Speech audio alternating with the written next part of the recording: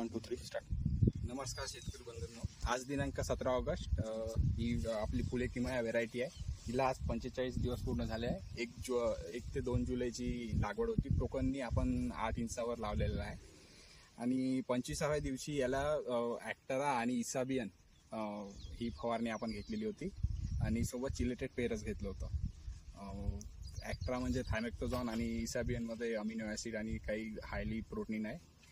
आणि 40व्या दिवशी आपण याला डबल सी ज्याच्यात होमोब्रॉसिनोलाइट अशी फवारणी केली आणि त्याच्यासोबत आपण मिशन हे कीटकनाशक घेतलं होतं. क्लोरॅन्ट्रिनोपोल 18.5% SC फॉर्म्युलेशनमध्ये आहे आणि खत घेतलं होतं महादानचं फ्लॉवरिंग स्पेशल आणि बुरशीनाशक आपलं रोको